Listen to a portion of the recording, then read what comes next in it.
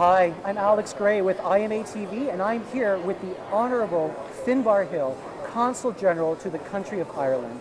Mr. Hill, it is really an honour to meet you. Thank you, Alex. Delighted to meet you too. I'd like to start by asking you, could you please give us a description of your role as Consul General to the country of Ireland? I am very fortunate to be Honorary Consul General of Ireland. Let me tell you first of all how Consul Generals are appointed. They are nominated by their government. So in my case, by the government of Ireland, nominated me to be Honorary Consul General, covering effectively Los Angeles and Orange County. And then that application goes to the United States State Department, who approve it in effect. And indeed, they can make you persona non grata, but at least I wasn't clear that. The role then, having taken up the position, is, how would you say, it is extraordinarily wide, in the sense that your principal duty is to look after Irish citizens who are here in the United States in my consular area. And you do that by a number of different ways.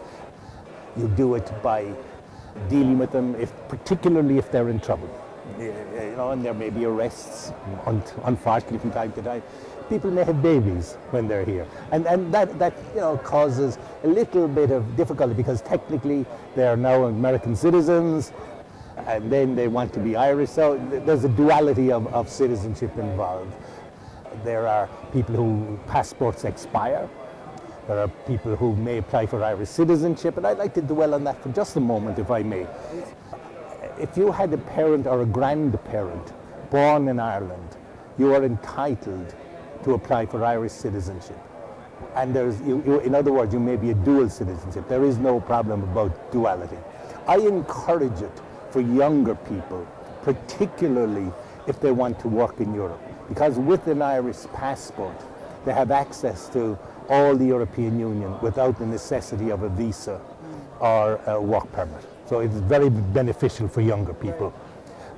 Then we deal with visa applications, so people who, Americans themselves, can go to Ireland for up to 90 days without a visa, but you know, there are a lot of people here who have green cards from other countries, the Philippines, China, etc. They require visa, so we deal with those applications as well.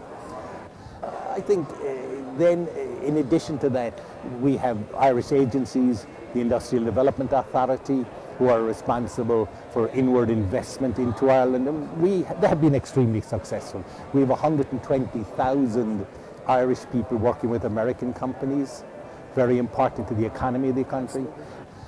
And they have played a huge part, but they're also very profitable from an American point of view, because we have the lowest tax rate in Europe.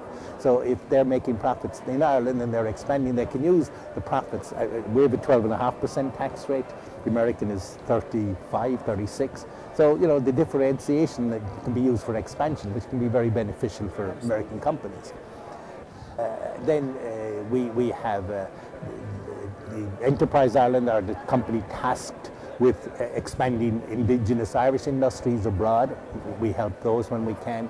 The Irish Film Board, who promote the filmmaking in Ireland.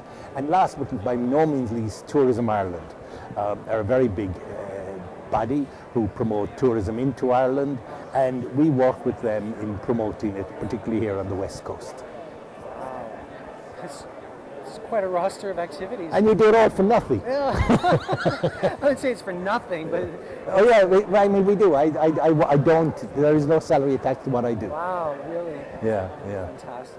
Yeah, that is fantastic. And my next question then, on the heels of this, is do you use any forms of internet marketing in your role as Consul General of Ireland? And if so, what are they and how have they been helpful? Well, yes, we do use the internet.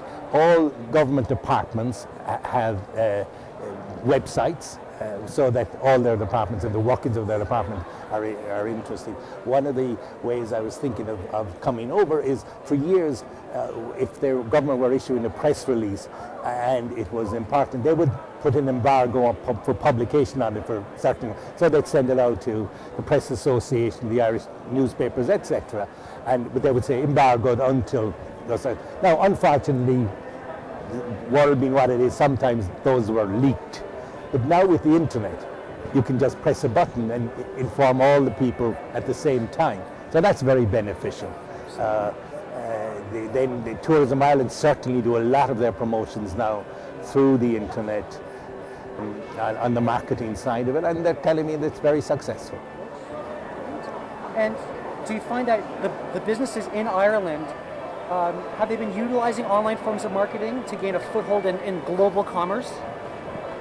And I wouldn't be as familiar with that as I would be with Irish government, but the answer is yes, they are. I was looking at, for instance, the American companies that have facilities in Ireland. Google, for instance, have 1,500 Irish people employed in their facility there. Hewlett Packard's have huge facilities.